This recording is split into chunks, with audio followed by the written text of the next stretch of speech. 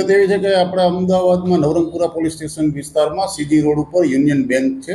એ union બેંકની અંદર આઉટસોર્સથી security agency ESPS company દ્વારા એક ખાનગી સિક્યુરિટી પ્રોવાઈડ કરે છે.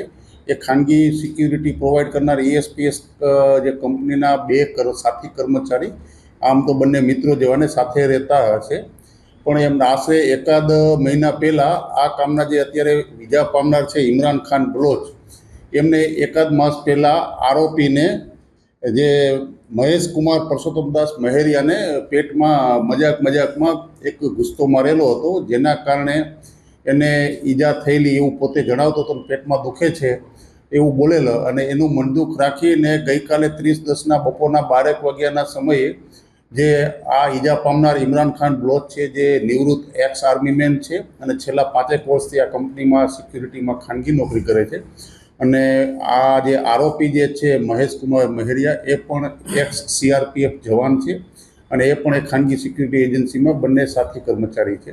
એમને પાસે હથિયારી ગાર્ડ છે અને પહેલાં વિધાઉટ હથિયારીમાં નોકરી કરતા હતા.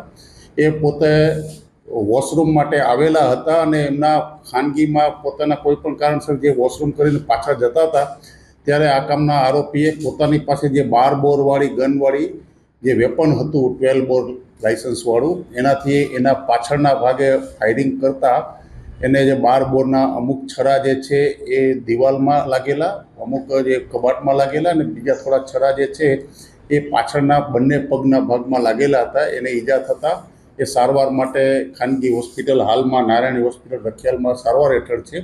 અને આ બનાવની જાણ તાત્કાલિક જે નવરંગપુરા પોલીસ સ્ટેશન થતાં ગુનાની ગંભીરતા જોઈ અને પોલીસ ઇન્સ્પેક્ટર કુલદીપ ગઢવી દ્વારા તાત્કાલિક એમના ડી સ્ટાફના જે સર્વેલન્સ સ્કોડના PSI દેસાઈ સાહેબ અને એની ટીમ તાત્કાલિક સ્થળ ઉપર પહોંચી ગઈ, માહિતી મેળવી અને સ્થળ ઉપર જાણવા મળેલું કે આરોપી અહીંથી સ્થળ ઉપરથી નાસી ગયેલ છે.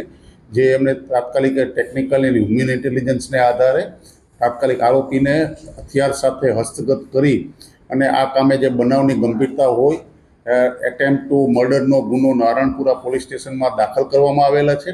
અને સ્થળ ઉપરથી મજબૂત પુરાવા આધારિત તપાસ માટે કરવા માટે FSLને બોલાવી અને FSLને આધારે સ્થાનિક ઉપરથી GSR રેસિડ્યુ, જે ગનશોટ રેસિડ્યુના પુરાવા મેળવવામાં આવેલા છે, તેમજ એ સાક્ષ્ય મુજબ એમનું પંચનામા કરવામાં આવેલા છે અને મજબૂત સજ્જડ ડિજિટલ પુરાવા એકઠા કરી આરોપીના હેન્ડવોશ તેમજ હથિયાર અને બેલેસ્ટિક ઓપિનિયન મેળવવા માટેની તજવીજ ચાલી રહેલ છે. સાહેબ, આરોપી શું કહે છે, કેમ એને આવી રીતના ફાયરિંગ કર્યું? એ બંને તો મિત્રો જ હતા, એ શું બંને સાથે હતા અને એમને એકાદ માસ પહેલા જે આરોપીને, જે અત્યારે વિક્ટિમ છે, એને પેટમાં એક ગુસ્સો મારેલો હશે કોઈ પણ કારણસર, કે વાતચીત કે મજાકમાં, હાલમાં ફરિયાદમાં મજાકમાં મારેલાનું જણાવેલ છે. બાકી અન્ય કોઈ કારણ, અગાઉ જૂનું મનદુખ હોય કે એવું કોઈ કારણ નથી. એટલે આ કામમાં ફક્ત એના મજાકમાં પાછળથી કોઈ ગુસ્સો આવેલો હશે અને એને ફાયરિંગ કરેલું, અને પાછળના ભાગે ફાયરિંગ કરેલું છે જાતો હતો ત્યારે, આગળના ભાગે ફાયરિંગ કરેલું નથી. પાછળના ભાગે ઈજા થતાં હાલમાં તે રીતે 307 મુજબનો ગુનો દાખલ કરેલો છે અને આરોપીને ધરપકડ કરેલું છે. ગુના કામે વપરાયેલું હથિયાર કબજે કરેલું છે. FSLમાં મોકલાવી અને આરોપી વિરુદ્ધ પુરાવા મેળવવા માટે નવરંગપુરા પોલીસ સ્ટેશનના ઇન્સ્પેક્ટર ગઢવી દ્વારા તપાસ ચાલી રહેલ છે. આરોપી અહીંના જ છે, ગાંધીનગર જિલ્લાના જ છે, એક્સ CRPF જવાન છે. બંને ફરિયાદી આરોપી બંને ગુજરાતના જ છે.